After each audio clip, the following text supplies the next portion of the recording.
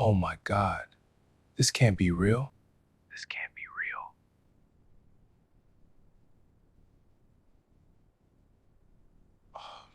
At exactly 7:14 in the morning, a man who had spent the last 4 years choosing between groceries and electricity, a man who had memorized the exact number of steps between his front door and the bus stop because he couldn't afford to fix his car, a man whose 8-year-old daughter had learned not to ask for things because she already understood, in the quiet way children understand everything, that her father was barely holding on. That man picked up his phone, like he did every morning. Not to scroll, not to check social media, but to look at his bank balance. Because for people like Marcus Reed, the bank balance isn't a number. It's a daily verdict. It tells you whether today is survivable, and most mornings that verdict came back the same. Guilty, not enough. Try again tomorrow. But on this particular Tuesday, at exactly 7:14 in the morning, the number on his screen was not $43.17. It was $5 million. And the world, as Marcus Reed knew it, cracked open like an egg. This is a story about a mistake, but not the one you're thinking of. The real mistake in this story wasn't the wrong digit in a routing number. The real mistake was a billionaire assuming he already knew what a desperate man would do. Before we go any further, if this is your first time here, welcome. Hit that subscribe button and turn on notifications. Because every week we bring you stories that remind you what human beings are actually capable of. Like this video if you believe integrity still exists. Share it with someone who needs to hear this today. And drop a comment below telling me, honestly, what would you do if $5 million appeared in your account by mistake? Would you spend it? Would you report it? Or would you hesitate, and in that hesitation, discover something about yourself you didn't expect? Can you remember your answer? Because by the end of this story, it might change. Now, let's begin. To understand what $5 million meant to Marcus Reed, you first need to understand what $43 meant to him, not as a number, as a way of life. Marcus was 32 years old, but on most mornings he felt 60, not because he was weak, quite the opposite. He was the kind of man who carried weight without complaining about it. The kind who had learned that nobody was coming to save him, so he had better figure out how to save himself. He had grown up in the south side of Chicago, raised by a mother who worked double shifts at a hospital laundry for 22 years without once calling in sick. She taught him 3 things: show up, pay what you owe, and never ever let your child see you break. Marcus had inherited all 3. He had dropped out of college at 20 when his mother got sick. He needed income, not a degree. He found work at a logistics warehouse on the west side of the city. Entry level, loading docks, night shifts. He was good at it, not because he loved it, but because he was disciplined, reliable, and sharp enough to spot inefficiencies that cost the company thousands of dollars a week. Within 3 years, they made him a supervisor. Night shift, 22 employees under him, a small raise. It wasn't a career, but it was something. Then came the marriage. Then came Ava. Then came the divorce. Not a dramatic one.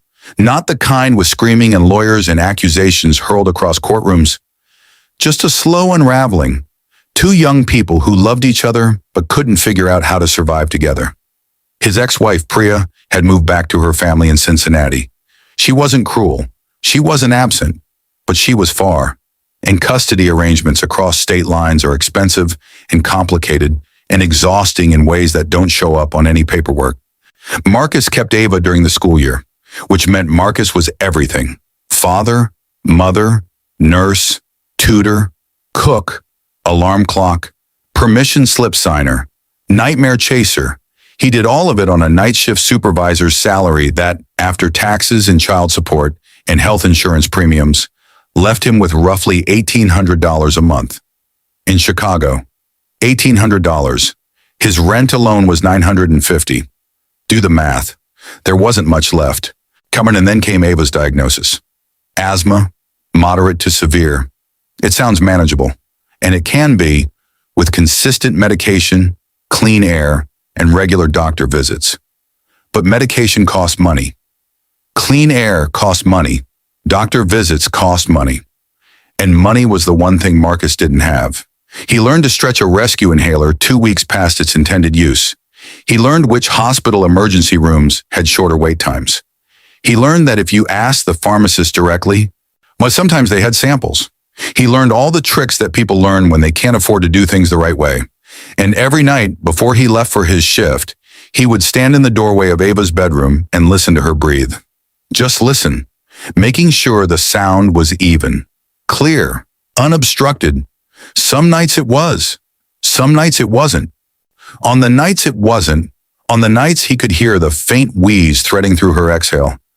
He would stand there in the dark for a long time, doing math in his head. Medication refill, $80. Current balance, 43. Payday, 6 days away. Options, none. And then he would go to work anyway, because stopping wasn't one of the options. This was Marcus Reed's life on the morning of that Tuesday.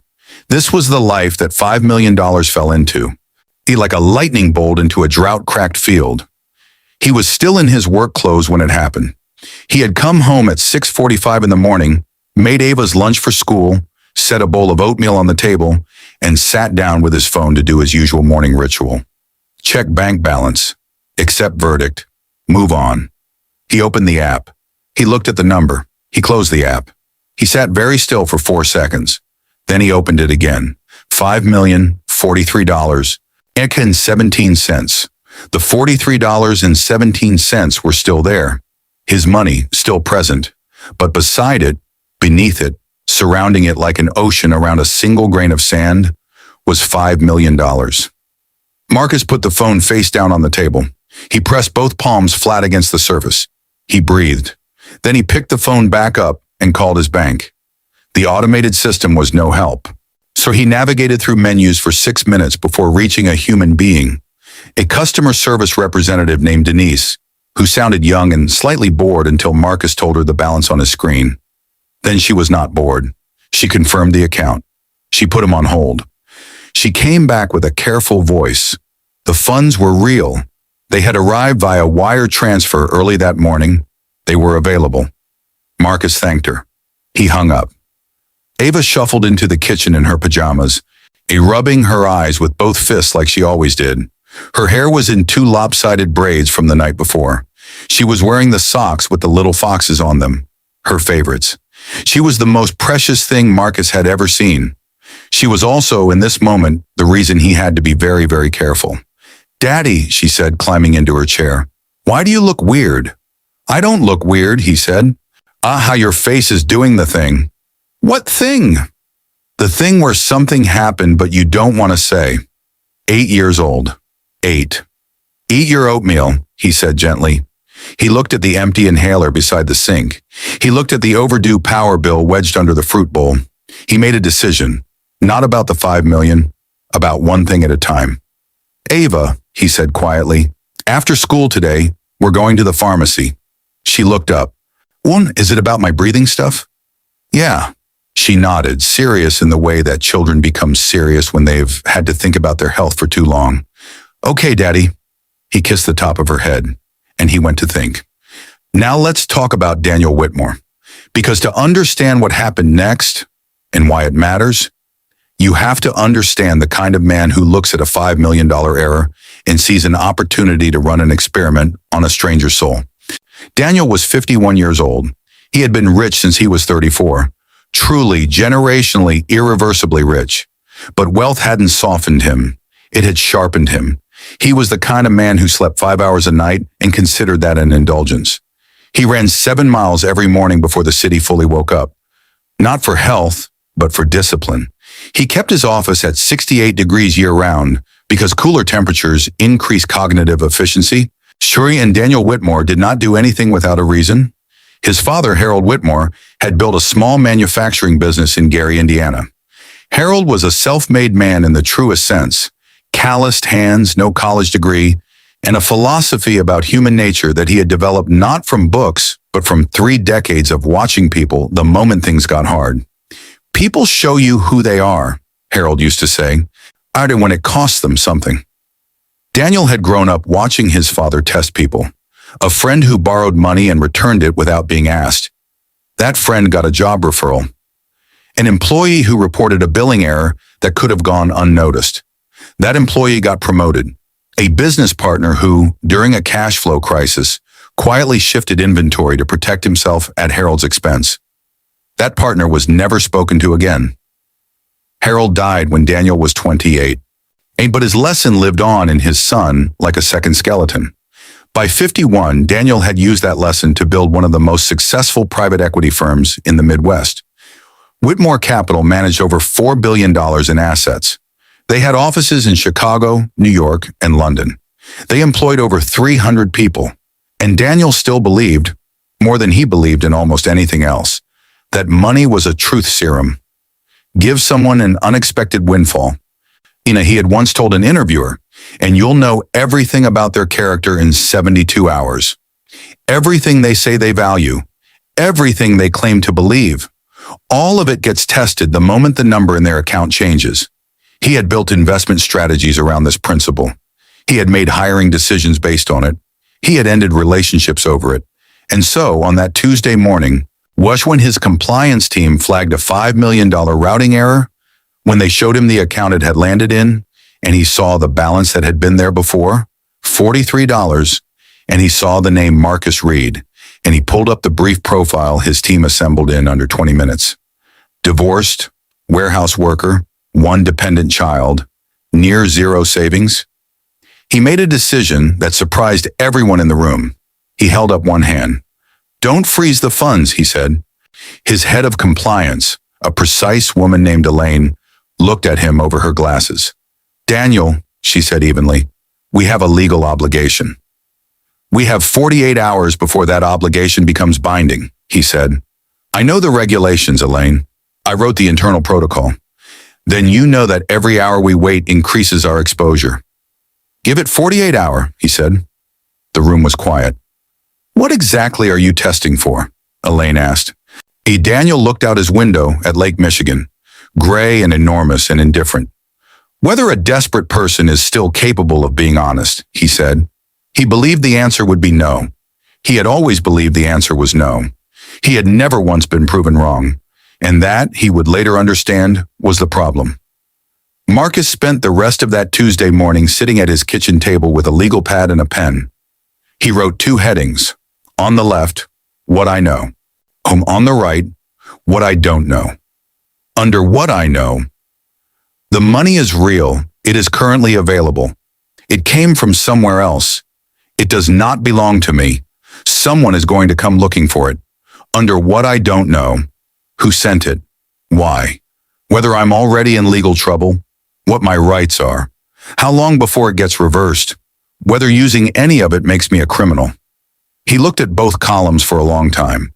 He had never been to college, but he had been a warehouse supervisor for 5 years, which meant he had spent 5 years making decisions under pressure, managing inventory worth millions of dollars, navigating company policy, and mediating disputes between tired, underpaid people at 2 a.m. He wasn't naive. He knew that touching money that didn't belong to you carried risk. He also knew, with a clarity that felt physical, that his daughter's inhaler was empty. He spent 2 hours making phone calls. He called a legal aid hotline and waited on hold for 41 minutes. When he finally reached someone, a young paralegal told him she couldn't give specific legal advice, but could share general information. Receiving an erroneous wire transfer was not automatically criminal. Using funds before knowing they were erroneous might create civil liability. Documentation of all transactions was strongly advised.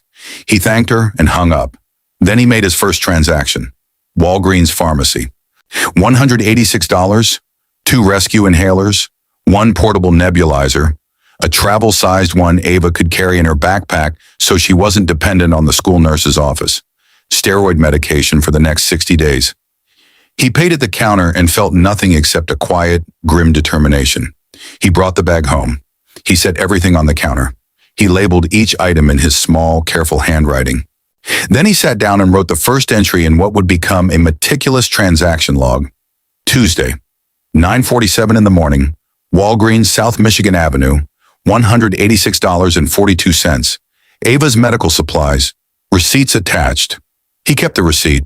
He kept every receipt, Not because anyone asked him to, because it felt right. In a glass office tower on Wacker Drive, Daniel Whitmore received an alert on his tablet. First transaction. Well, he leaned forward. $186. Walgreens Pharmacy. He pulled the merchant detail report. Prescription medication, medical supplies, billed under a minor dependent. Daniel read it twice. He set the tablet down. He walked to his window. He had expected electronics within the first hour, or a cash withdrawal. Big, fast, anonymous. He had not expected medication. He had not expected a father to go to the pharmacy. He told himself it meant nothing. It was one transaction. It was the rational choice. Spend on necessity before the money disappeared. It didn't indicate character. It indicated strategy. He told himself this with great confidence. He was already slightly less confident than he had been an hour ago. The second transaction came at 2:15 that afternoon, $2,489. University of Chicago Medical Center, outstanding medical debt. Patient, Ava Priya Reed, emergency room visit. An asthma-related respiratory crisis. 8 months prior. 8 months. That bill had been sitting unpaid for 8 months. Then rent. Then the electric bill. Daniel's analyst, a young man named Kevin, looked up from his screen. "Sir," he said carefully, "he's not buying anything." "I can see that," Daniel said.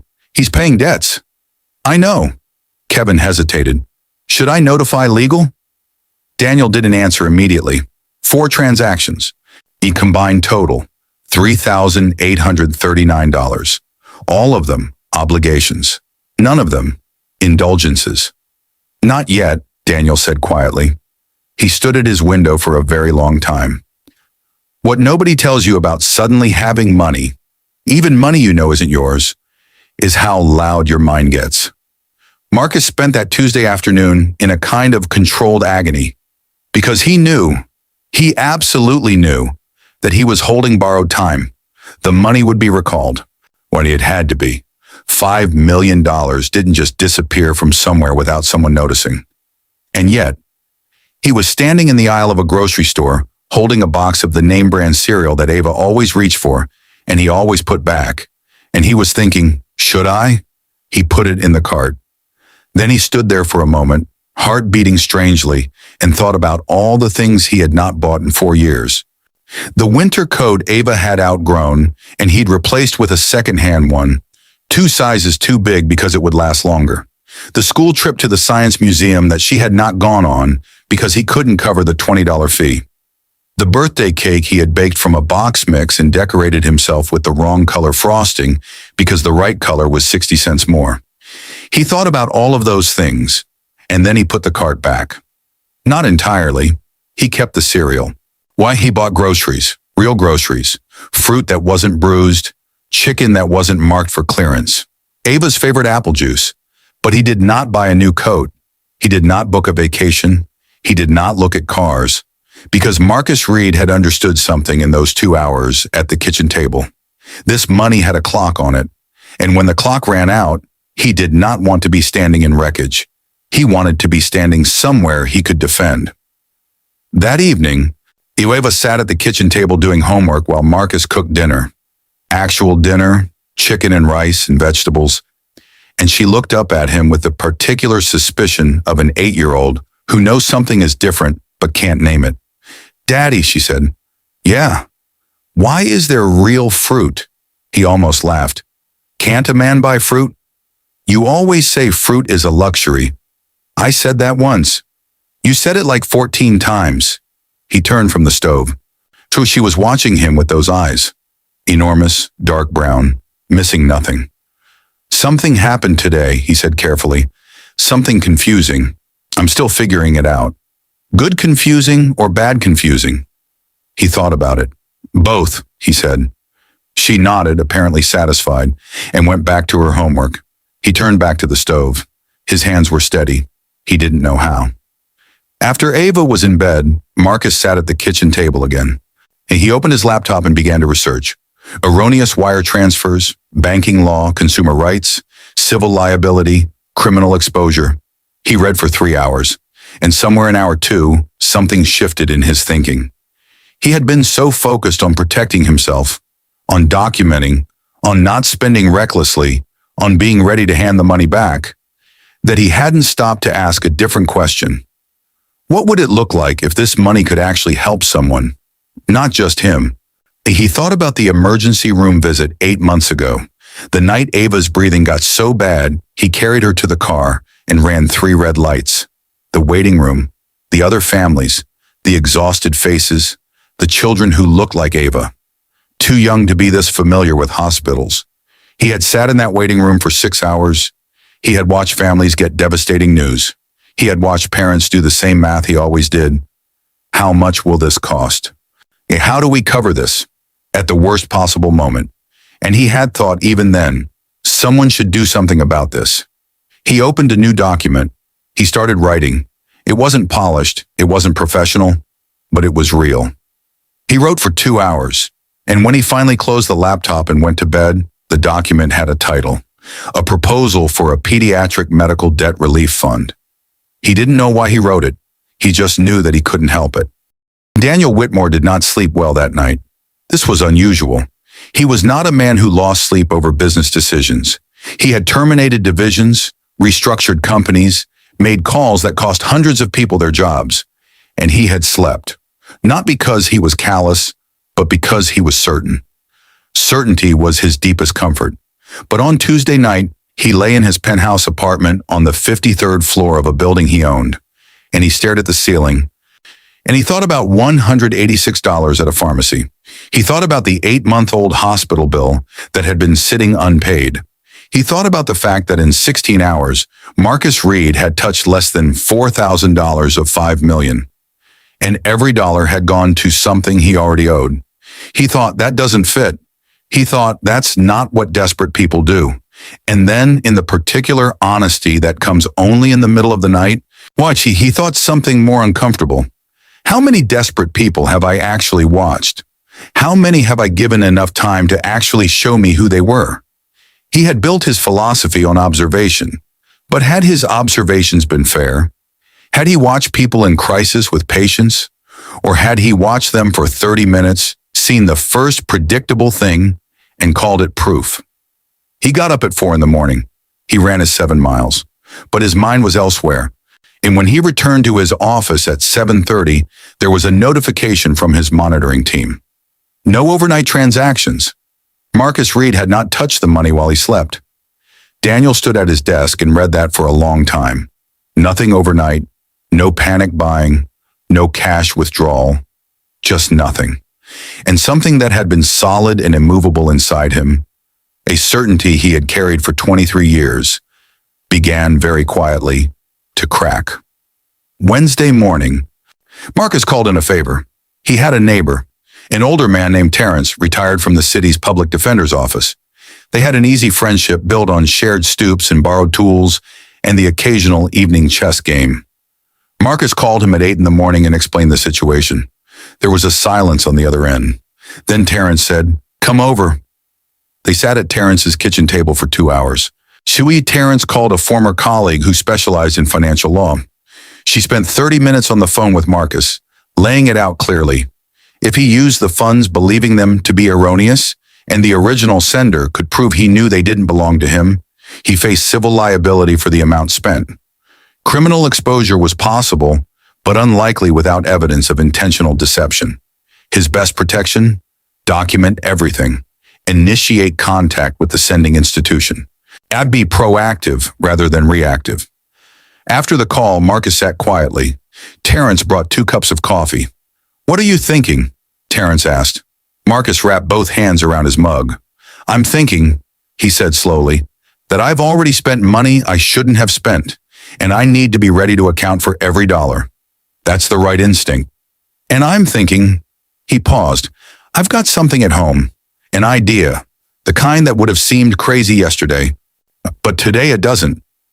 He spent Wednesday afternoon building the folder, not decorating it, not embellishing it, just building it the way he built everything, methodically, precisely from the ground up. He printed his bank statements, highlighted the transactions, attached each receipt, wrote a cover letter explaining the discovery of the funds, his phone call to the bank, his efforts to understand his legal position, and his decision to document every expenditure. And then he added the proposal. He edited it, tightened it, made it less emotional and more structural. He wasn't a nonprofit expert, but he knew logistics. He knew how to organize systems. He knew how to identify what was missing in a process and build something to fill the gap. The proposal was rough, but it was real. He printed it and put it in the folder. Then he sat back and looked at what he had assembled, a record of everything he'd done, and an idea about what could be done next. He didn't know who the money belonged to, but when they came, and he knew they would come, he wanted to be ready. He wanted to show them not just that he could be trusted with $5 million, he wanted to show them what $5 million could do in the right hands. Daniel arrived at the address on Thursday morning. He came alone. His team had recommended against it. His legal counsel had recommended very strongly against it. And Elaine had given him a look that meant, "You are making a mistake, and I want it on the record that I told you so." He came alone anyway. He stood on the porch of a small duplex on a quiet street. The paint on the front door was peeling slightly at the corners. There were 2 potted plants on the steps, one barely alive, one recently watered and doing fine. There was a child's drawing taped to the inside of the front window. A house, a sun, a tall figure and a small figure holding hands. And Daniel looked at that drawing for a moment, then he knocked. Marcus opened the door. He was not what Daniel had imagined, which was a problem because Daniel had imagined him very specifically. He had expected someone who looked desperate, cornered, afraid. Instead, he saw a man who looked tired but stood straight, whose eyes were calm, whose jaw was set with something that was not defiance, but something harder to name. Readiness, maybe. "And you're here about the money," Marcus said. It wasn't a question. "Yes," Daniel said. Marcus stepped back. "Come in." The kitchen table. Everything was already there. The folder, the statements, the receipts, the highlighted total. $3,839.42. Daniel sat down across from Marcus and looked at the documents without touching them. Marcus spoke first. "I've used $6,942, he said. Daniel looked up. "Including groceries," Marcus said. "And some things for my daughter's room. I'm including those in the total I owe, even if they weren't medical." He slid the folder across the table. Daniel opened it. He read slowly. The cover letter, the statements, the transaction log with its small, careful handwriting. Receipt after receipt, each one annotated. And then, the last thing in the folder, a document titled, "A Proposal for a Pediatric Medical Debt Relief Fund." Daniel read the first page, then the second. Then he started from the beginning and read it again. The table was very quiet. From somewhere deeper in the house came the sound of a television. A children's program, bright voices and music. Ava, home from school. Daniel set the proposal down. He looked at Marcus for a long moment. "You wrote this," he said. "Yes." "When?" "Tuesday night. And after my daughter went to sleep." "The night you found the money?" "Yes." Daniel looked at the page again. "Why?" Marcus was quiet for a moment. "Because I sat in a waiting room 8 months ago," he said, "and I watched families that looked like mine. And I thought, someone should do something. And then $5 million landed in my account. And I thought," he paused, "even if it disappears tomorrow, even if I never see it again, at least I could say I thought about what it could do." He met Daniel's eyes. "It's not my money, I know that. But the idea is mine." Daniel looked at the proposal in his hand. Then he looked at the man across the table. And the last of his certainty, the certainty he had built his life around, quietly, completely gave way. Daniel returned to his office. He sat at his desk without turning on the lights. His city was spread below him, enormous and full of people he had never truly seen. He thought about what his father had said. When people are desperate, they make selfish choices. He thought about Marcus Reed. He thought about the pharmacy receipt, the 8-month-old medical bill, the overnight period where nothing had been spent, the legal aid call, the documentation, the proposal. He thought about a man who had held $5 million in his hands and written a plan to help other people's children with it. And he picked up the phone. Patterson, he said, I need you to draft a founding agreement for a nonprofit, pediatric medical debt relief, Chicago to start, national scale within 3 years. The silence on the other end was complete. I need a co-director named. His name is Marcus Reed. Patterson's voice was careful. Daniel, are you sure about this? Daniel looked out at the city, at the neighborhoods that had never appeared in his financial reports. No, he said. He paused. Yeah, but I'm doing it anyway. Marcus answered the door the next morning, expecting a process server. He had lain awake most of the night preparing himself for consequences. He had reviewed his documentation obsessively. He had called Terrence. He had read the proposal one more time, as though reading it could change what was coming. He had made peace with the possibility that his brief, impossible moment of financial security was over. So when he opened the door and saw Daniel Whitmore again, alone carrying a manila envelope instead of a legal team, he didn't know what to do with his face. May I come in? Daniel asked. Marcus stepped aside. They sat at the kitchen table again. I've made a decision, Daniel said. So have I, Marcus said. I've drafted a repayment schedule. If you give me time, I'm not here for repayment, Daniel said. Marcus stopped. I'm here because I want to build something. And I think you should build it with me. He explained the structure, the foundation, the funding, the partnership with Lurie Children's Hospital, the scope, starting in Chicago, expanding over time. Marcus listened without interrupting. When Daniel finished, Marcus was quiet for a long moment. Then he said, Why? Daniel considered the question honestly. Because, he said finally, I've spent 30 years believing that desperation corrupts people. I built a career on that assumption. I made decisions about human beings based on that assumption. He paused. And you just showed me that assumption was wrong. And I'm 51 years old. And I think that if I'm wrong about something that important, I need to do something about it. Marcus looked at him. I don't have the education for this, he said. You have the experience, and Daniel said. I've read your proposal. You understand the problem from the inside. Wait, that's not something I can buy or hire. He met Marcus's eyes. It's something you have because you lived it. Marcus looked at the table. He thought about Ava in the waiting room.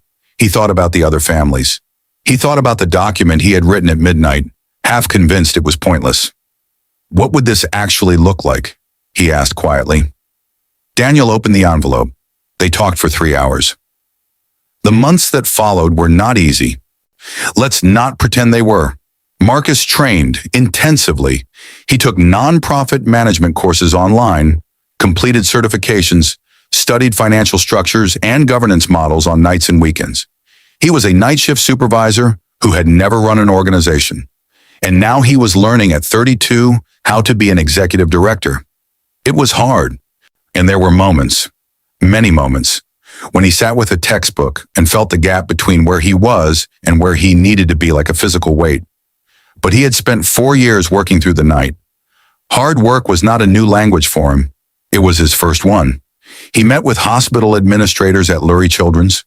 He sat across from social workers, pediatric nurses, financial counselors, people who had been watching the problem he wanted to solve for decades. And he listened. As he asked questions, he took notes. He was building something, slowly, carefully, from the ground up, just like everything else he had ever built. Daniel, for his part, was going through his own transformation. He began visiting the foundation offices regularly, not to supervise, to understand. He sat in on intake interviews, families presenting their situations, their bills, their desperation, and he listened with a different set of ears than he'd ever used in a boardroom. And he met a mother who had spent 8 months fighting a $14,000 emergency room bill for her son's seizure. He met a father who had taken a second job to pay down pediatric cancer treatment debt and had barely seen his children in a year. He met a grandmother raising 2 grandchildren, both with chronic conditions, who was 2 months from losing her house to medical debt. He brought his checkbook to every single one of those meetings, not as a gesture, as a commitment. But he also stopped running his meetings at 68 degrees. Nobody asked him why. Some things didn't need explaining. Ava, meanwhile, was thriving. Her medication was consistent for the first time in 3 years. She hadn't had a major asthma episode in 4 months. She had joined the school's science club and was deeply invested in a project about weather patterns that Marcus understood approximately 12% of, but supported with complete enthusiasm. And she still had the fox socks. She had also, somewhere along the way, decided that Daniel was, and this is a direct quote, pretty okay for someone who wears expensive shoes. This was the highest compliment Ava gave. Daniel had, without much discussion, become a regular presence. He came for dinner occasionally. He helped Marcus assemble a new bookshelf for Ava's growing collection of library books. He attended her school's winter recital, sitting in the third row with his coat on his lap, watching a second grader play a recorder badly and brilliantly. And he felt something he had not felt in a very long time. He felt present, not strategic, not calculating, just present. He liked it more than almost anything else he'd felt in years. 2 years after that Tuesday morning, a hotel ballroom in New York City, private equity summit, 400 people. Whitmore Capital had been invited to present, as usual. The audience expected announcements about fund performance, an acquisition strategy, market positioning. They got something else. Daniel stood at the podium in his usual dark suit. He looked out at the room. He had spent his entire career being certain about things. He had spent the last 2 years learning how much that certainty had cost him. He began to speak. He told them about the routing error. He told them about the 48 hours. He told them what he had expected to find. He told them what he found instead. He did not use slides. And he did not use data projections. He just talked. The room, which had been the ambient hum of 400 people in expensive chairs, became very quiet.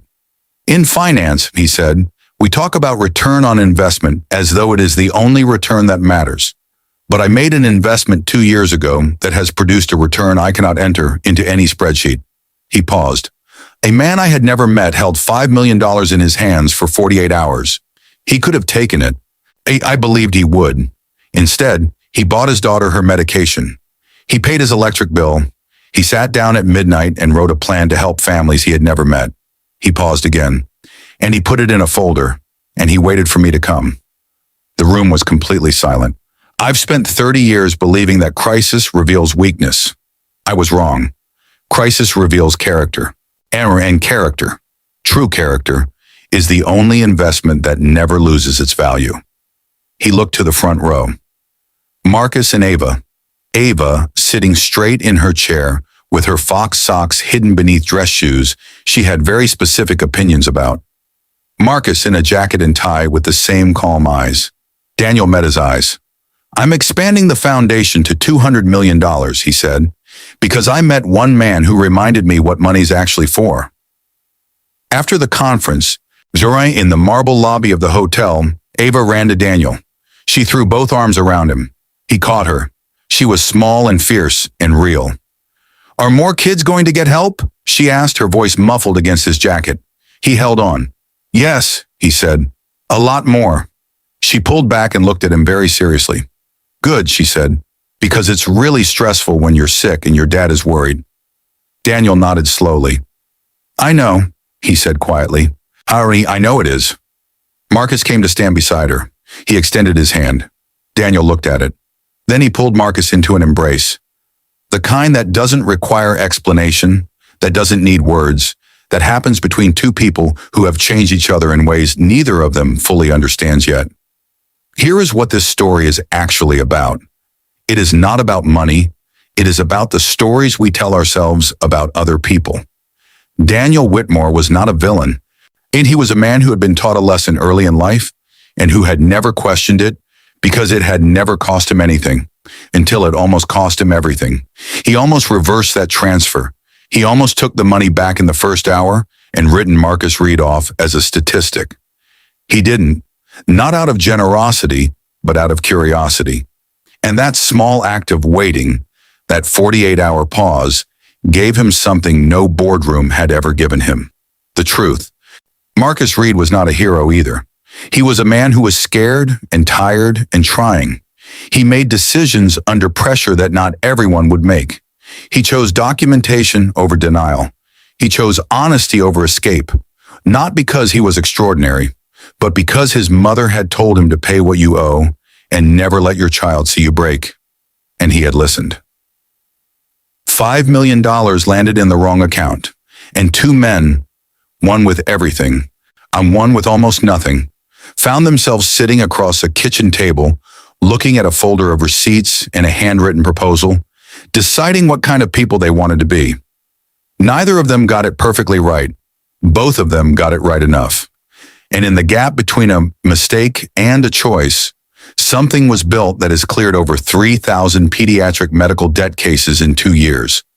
3,000 families. Who sat in waiting rooms just like Marcus did? Who did the math just like Marcus did? Who left with something different because two people chose not to make the obvious decision? If this story moved you, if it said something to you that you needed to hear, please like this video. Share it with one person in your life who still believes that integrity is rare. Subscribe so you don't miss what we bring you next, and leave a comment. Tell me what you would have done in Marcus's position.